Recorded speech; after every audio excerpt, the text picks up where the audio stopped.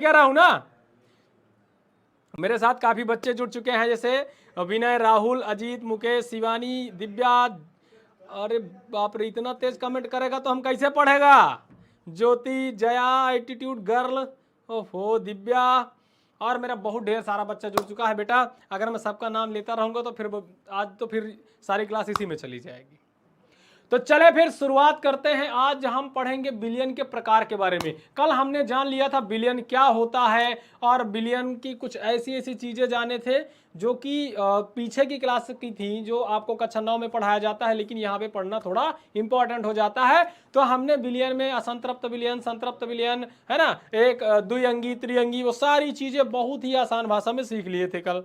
और बच्चा ज्यादातर कमेंट सबका आया था कल वाली क्लास में, सर मजा आ गया, सर मजा आ गया, सर बहुत आनंद आया, सर एकदम से फाड़ दिए, गर्दा कर धुआं धुआं हो गया, है ना।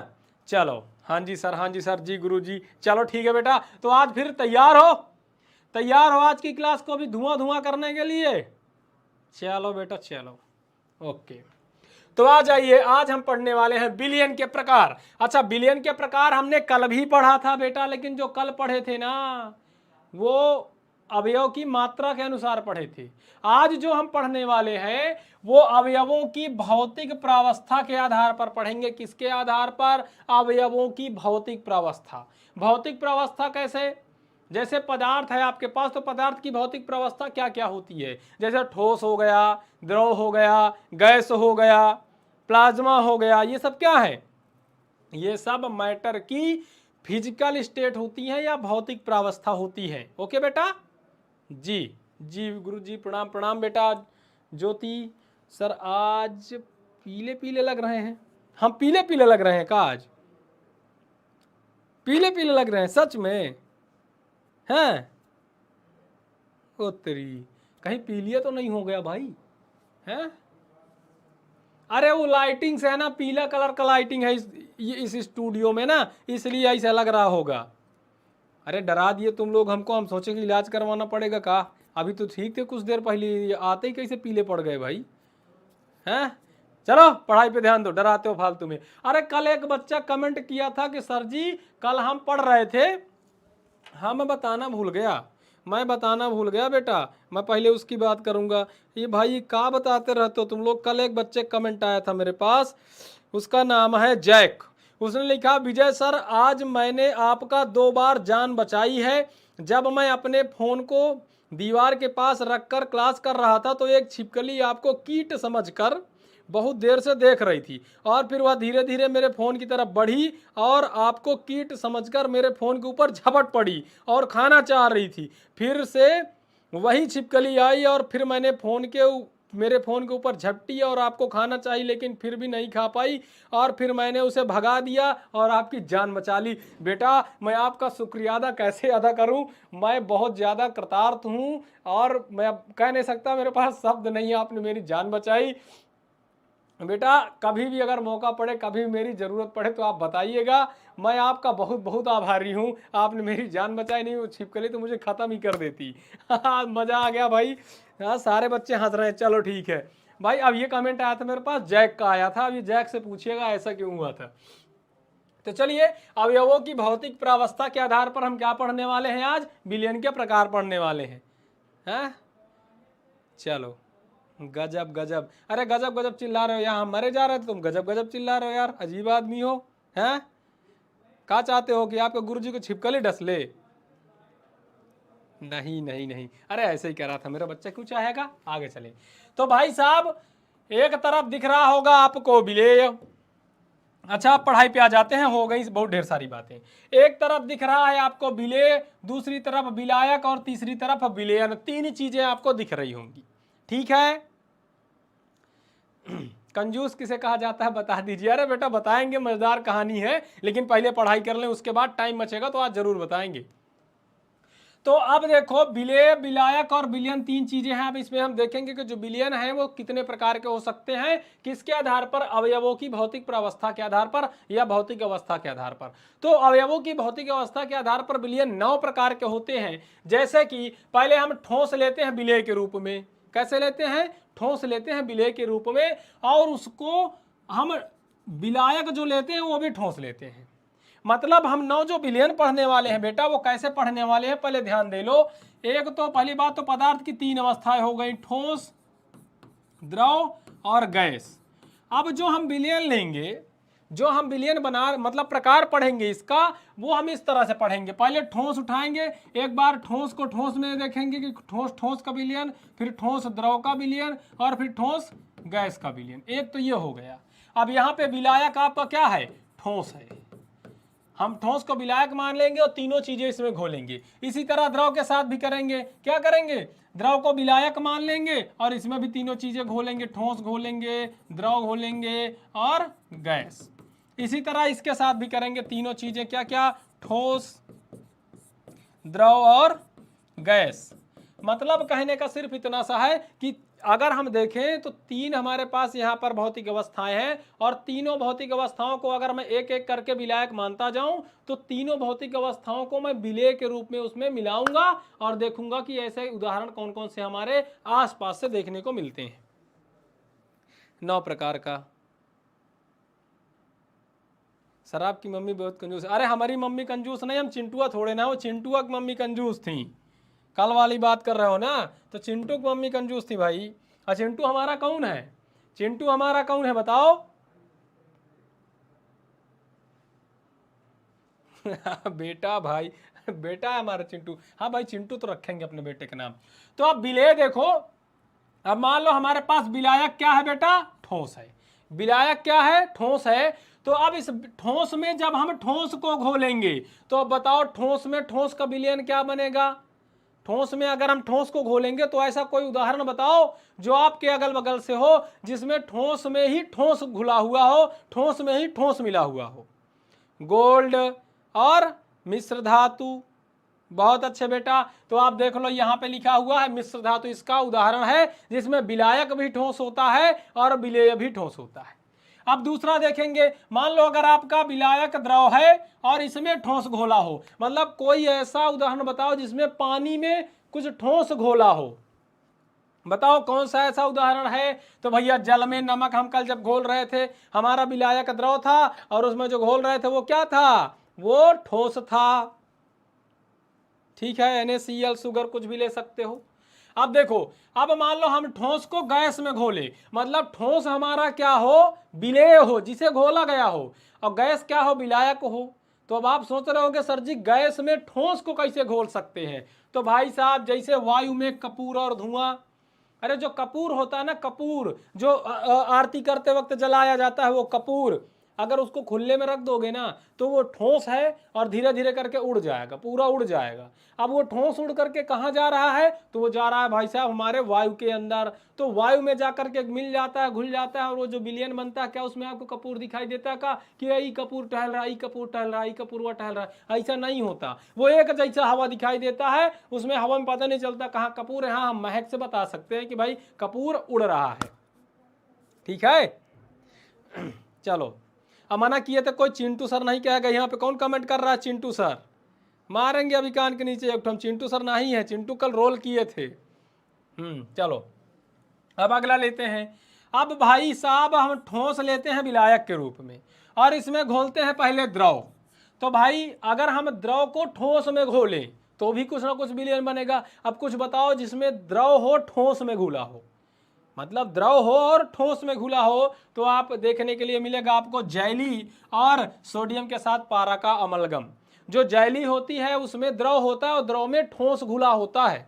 ठीक है बेटा, जैम जैसे जैम देखे हो, जैम भी द्रव होता है और उसमें ठोस क्या होता है, विलेय के रूप में होता है। चलो आगे। अब द्रव का द्रव में मतलब द्रव आपके पास विलेय हो और द्रव विलायक हो। तो द्रव भाई मान लो आपके पास शराब है, तो शराब किस रूप में होती है, द्रव रूप में होती है। और उसमें पैक बनाने के लिए क्या मिलाते हो, पानी मिलाते हो कि नहीं मिलाते हो? अरे तुम नहीं मिलाते हो ये मत सोचना सर जी हमें कह रहे हैं, कोई मिलाता होगा। आपके गांव में, आपके रिश्तेदारी में, पड़ोस में कहीं ना कहीं आपको देखने को मिल जाएगा। तो शराब में पानी मिलाता है। अब पनिया भी द्रव है और शराब भी का है, द्रव है। तो दोनों द्रव द्रव का मिश्रण का बन जाता है, पैग। तो हम कह सकते हैं जलमेल कोहल। चलो अब इस द्रव को हमें गैस में मिलाना है। द्रव हमारे पास विलेय के रूप में है और विलायक क्या है, गैस है। तो क्या होगा, जब हम पानी को मिलाएंगे गैस में, तो अब कुछ लोग सोच रहे होंगे सर जी पानी को गैस में कैसे मिलाएंगे। तो भाई साहब वायु में नमी होती है कि नहीं होती है। हवा में पानी की छोटे छोटे कण क्या करते हैं, तैरते रहते हैं, उड़ते रहते हैं। तो एक प्रकार से विलयन है किसका, हवा में पानी का विलयन है। ठीक है, वायु में नमी पाई जाती है। अब कह दो सर जी हमें तो नहीं पता कि वायु में नमी पाई जाती है, कैसे कह दिए, सिद्ध करके दिखाओ। हम नहीं मानेंगे, सिद्ध कर देंगे सर। कैसे करेंगे सिद्ध, आइए देखिए। मान लो आप क्या करो, आप एक बोतल ले लो। मान लो कोई आपके पास एक बोतल है, ये आपके पास एक बोतल है, ठीक है। अब इस बोतल में भर लो आप पानी, और वो पानी कैसा होना चाहिए, ठंडा पानी, खूब ज्यादा ठंडा पानी भर लो, खूब ज्यादा ठंडा। तो जब ठंडा पानी आप भर लिए या आप फ्रिज से बोतल निकाल के लाते हो, अब इसको चारों तरफ से पोंछ पाँच के रख दो। रखने के बाद आप देखोगे कुछ देर बाद इसमें छोटी छोटी छोटी छोटी पानी की बूंदें बोतल के बाहर से आ जाएगी, आके चिपक जाएंगी। अब सोचो पानी तो अंदर भरा है, ये बाहर से कहाँ से आ गई, बाहर से ये छोटी छोटी बूंदें कहाँ से आ गई। भाई बोतलवा से बाहर तो निकलेगा नहीं पानी। तो बेटा ये जो पानी बाहर की छोटी छोटी बूंदें हैं, ये जो वायु में नमी थी ना, वायु में नमी थी, जैसे ही ये क्या हुई, ठंडी हुई। तो भाई ये कैसी थी, वायु में नमी थी, छोटे छोटे गैस की अवस्था में उड़ रही थी, गैस के साथ घुल के। और जैसे ही ठंडी हुई तो क्या हुई, फिर पुनः द्रव में बदल गई और आके चिपक गई यहाँ पर। तो क्योंकि ये द्रव तो था, बस इसको टेम्परेचर चाहिए था, ये अपना असली रंग दिखा दिया। ऑलरेडी लिए रहे हैं ठंडा पानी, हाँ लिए हो बेटा। तो अब सोच लो वैसे उसमें छोटी छोटी बूंदें आ गई होंगी, है ना। चलो, तो छोटी छोटी बूंदें कहाँ से आती हैं, वायु में जो नमी होती है वही नमी जैसे ही ठंडापन पाती है, टेम्परेचर कम पाती है, तो यहाँ पर आके चिपक जाती है। बस हो गया। तो ये किसका उदाहरण हो गया, रसगुल्ला। तो ये उदाहरण हो गया जब विलेय द्रव हो और किस में घुला हो, गैस में घुला हो। अब अगला लेते हैं कि गैस ठोस में घुली हो। तो आप सोच रहे होगे सर जी ठोस में गैस कैसे घुल सकती है, ये तो बड़ा खतरनाक काम है, ठोस में गैस कैसे घुलेगी। अरे कोई बात नहीं, देख लो, आपके पास गैस है और वो ठोस में घुली है, जैसे पैलेडियम धातु में H2 का अधिशोषण। अब एक चीज ये तो नहीं समझ में आया होगा, लेकिन याद रखना पैलेडियम धातु में H2 का अधिशोषण। एक चीज और बताता हूं, मान लो जब आपका घर बनता होगा, किसी का घर बनता होगा, तो उसमें आती होगी बालू। क्या आती है, बालू आती है। बालू जानते हो, बालू जानते हो कि नहीं जानते हो, बताओ पहले। बालू जानते हो, बालू सारा बच्चा जानता होगा, जी sir, yes sir, yes sir. Palladium क्या है बेटा, पैलेडियम एक प्रकार का तत्व है। क्या है, एक प्रकार का तत्व है, ठीक है। तो अब ये जो बालू है, तो इस बालू में आप जैसे मान लो छोटे छोटे थे, तो जब बालू आता था तो आप दो तीन चीजें इसमें से निकाल लेते थे। पहले आप मिट्टी निकाल लेते थे, भाई हम लोग छोटे थे तो ऐसा करते थे, उस बालुआ में मिट्टी जो रहती थी उसका निकाल के छोटा छोटा खिलौना, चूल्हा, चिमटा और इस तरह का तवा ववा ऐसे बना बना के खेला करते थे। तो ये तो मिट्टी वाला पार्ट हो गया। और इसकी जो मिट्टी होती थी ना, बहुत अच्छी मिट्टी होती थी बालू वाली, इसमें चाहे जो बना लो बन जाता था, बहुत मजबूत हो जाता था सूखने के बाद। और दूसरा क्या, दूसरा अगर आप याद हो, छोटे छोटे शंख होते थे, इसमें शंख जानते हो ना, छोटे छोटा छोटा छोटा ऐसे ऐसे शंख होता था, ऐसे ऐसे छोटा छोटा। इसको क्या करते थे, यहाँ पे दबा के ऐसे बजाया करते थे, सीटी। तो ये हो गया। और तीसरा बेटा, इसमें एक पत्थर जैसे निकलता था, ऐसा ऐसे एक पत्थर ऐसे होता था, उसमें छोटे छोटे छोटे छोटे ऐसे ऐसे छिद्र रहते थे, छोटे छोटे छेद होते थे। तो ये पत्थर भी किसका उदाहरण है, ये पत्थर होता है किसका, ये होता है ठोस। और ये इसमें छोटे छोटे जो जगह दिखती है, इसमें मिली होती है गैस। क्या मिली होती है, गैस। तो ये भी आपके अगल बगल से उदाहरण है, अगर आप लोगों ने देखा हो तो। खैर मैंने तो देखा है, आप बताइए।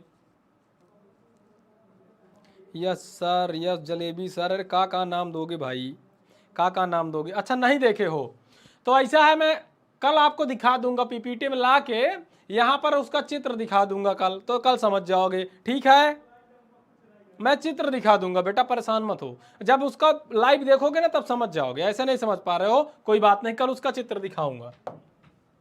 तो याद रखना पैलेडियम धातु में H2 का अधिशोषण। अब गैस को हम द्रव में घोलते हैं, मान लो हमारे पास विलेय गैस है और विलायक क्या है, द्रव है। तो जब हम गैस को द्रव में घोलेंगे तो क्या बनेगा भाई साहब, सभी लोग जानते हो। द्रव में गैस का घोलना मतलब कोका कोला, पेप्सी, ठंडा, स्प्राइट, ये सब क्या है, ये द्रव में गैस को घोला जाता है और गैस घुली रहती है।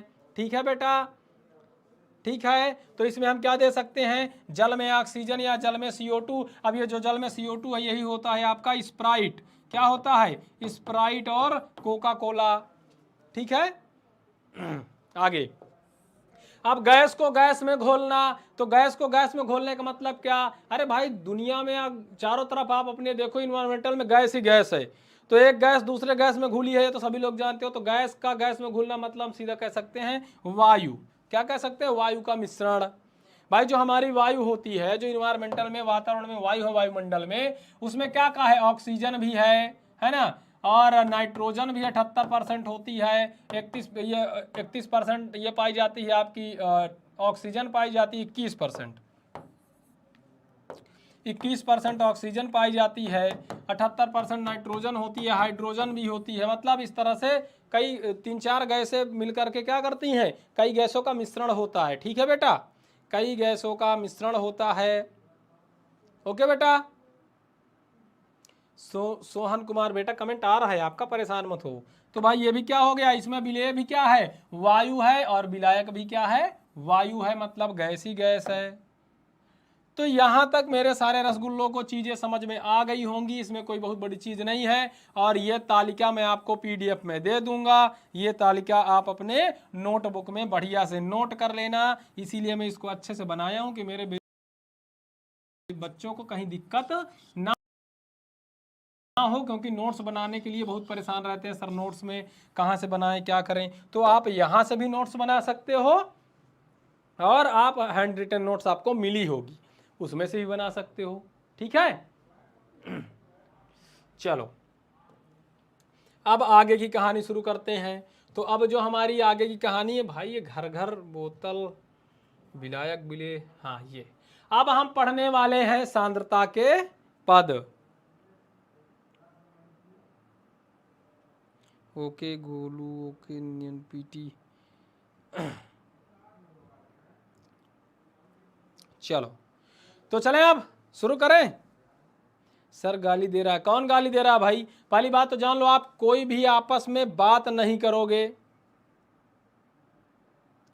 कोई भी आपस में बात नहीं करोगे, नहीं तो सीधा उसका कमेंट ब्लॉक कर दिया जाएगा। अगर कोई भी किसी को गाली दिया, अपशब्द बोला, या कोई किसी से बात किया, तो उसका कमेंट सीधा ब्लॉक, वो फिर कल से कमेंट नहीं कर पाएगा। और फिर मेरे पास SMS मत करना, सर मेरा कमेंट ब्लॉक कर दिया गया है, हटवा दीजिए। ठीक है बेटा। तो कोई किसी को अपशब्द नहीं बोलेगा। आप पढ़ने आते हो, सिर्फ पढ़ाई पे ध्यान दोगी। अगर आपको नहीं भी पढ़ना है तो शांति से बैठो, किसी दूसरे जो व्यक्ति पढ़ रहा है उसको डिस्टर्ब मत करो। नहीं तो बेटा ये क्या है ना, ये बहुत बुरा, बहुत खतरनाक होता है। आप नहीं पढ़ना चाह रहे हो, नहीं आपको पढ़ने का मन है, दूसरे को डिस्टर्ब मत करो। कोई अगर आ रहा है, वो मेहनत कर रहा है, कोई अपना समय दे रहा है, तो उसका खराब नहीं होना चाहिए। आपकी वजह से दूसरे को तकलीफ नहीं होनी चाहिए। तो कोई भी बच्चा फालतू का कमेंट नहीं करेगा, और न कोई किसी दूसरे से बहस करेगा, ना कोई बात करेगा। सिर्फ पढ़ने आए और सिर्फ पढ़ोगे, और नहीं तो सीधा आपको ब्लॉक कर दिया जाएगा। कुछ भी नहीं पूछा जाएगा कि हाँ बेटा क्या दिक्कत थी, क्या बात है, ना कोई अपना मोबाइल नंबर शेयर करेगा, अंकुश कुमार। ठीक है। चलो अब हम पढ़ेंगे सांद्रता के पद। क्या पढ़ेंगे, सांद्रता के पद, कि भाई साहब सांद्रता के पद क्या क्या होते हैं, और इस क्लास में हम सीख के जाएंगे सांद्रता के पद। तो आइए शुरुआत करते हैं। सबसे पहले सांद्रता के पद का मतलब क्या, प्रतिशत के रूप में, द्रव्यमान प्रतिशत के रूप में। दो चीजें हम यहाँ से आज पढ़ के जाएंगे। ठीक है। सब लोगों का ध्यान इधर होना चाहिए। सबका कमेंट आ रहा है, निधि बेटा सबका आ रहा है। आप जो है सिर्फ इधर ध्यान दोगे, ठीक है ना, आप सिर्फ इधर ध्यान दोगे। और कुछ बच्चा लिख रहा है सर रिवीजन फर्स्ट चैप्टर। बेटा फर्स्ट चैप्टर मैंने पूरा पढ़ा दिया है। जहां तक रही रिवीजन की बात, तो एक बार नहीं मैं 10 बार रिवीजन भी कर दूंगा। तो क्या होगा, सारी बातें दिमाग से निकल जाएंगी। एग्जाम के लिए भी बहुत टाइम है। जब एग्जाम आएगा तब मैं सारी चीज़ें एक एक वन शॉट लगा के सब रिवाइज करवाऊंगा। अभी हमको एक बार चीज़ें समझनी है और सारा पहले अपना कोर्स सिलेबस पूरा एक बार आसानी से आराम से समझते हुए कवर करना है। जब सब कवर हो जाएगा तो मतलब एक के बाद एक रोज डेली आपका 1 शॉट प्रैक्टिस पेपर ये सब चलेगा। उस समय सिर्फ प्रिपरेशन होगी। अभी फिर वैसे ही होगा जैसे पूरे वीडियो पढ़े हैं वैसे, मान लो एक बार वैसे पढ़ा दिया तो भी कोई फर्क पड़ नहीं। विलय घुला है वो Ma है, जो विलायक का द्रव्यमान है वो Mb है, और A द्रव्यमान प्रतिशत, अगर A का द्रव्यमान प्रतिशत निकाल लेंगे, A का मतलब हमारे पास जो विलयन है वो दो चीज़ों से मिलकर बना है, A और B से। तो इसमें अगर हमसे कोई कह दे A कितना है और B कितना है, अगर हमसे A पूछ ले तो ये वाला फार्मूला लगा देंगे, ठीक है। कोई पूछ ले B कितना है तो ये वाला फार्मूला लगा देंगे। बस बात इतनी सी थी और इतना हमने सीखा।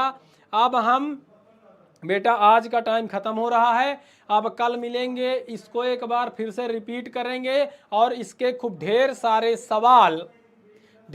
सवाल इसके हम करेंगे। कम से कम ऐसे सवाल जो PYQs हैं, जो कि प्रीवियस ईयर में पूछे गए हैं। मैं कल इससे रिलेटेड सारे क्वेश्चन लेकर के आऊँगा, PYQs, और इन सब फार्मूलों को लगा करके आप उन क्वेश्चन को कैसे बना सकते हो इस पर पूरी चर्चा करूँगा। तो मेरे बेटा, मेरे रसगुल्लो, बता दो क्या बात समझ में आ गई क्या? तो इस क्लास को ख़त्म करते हैं।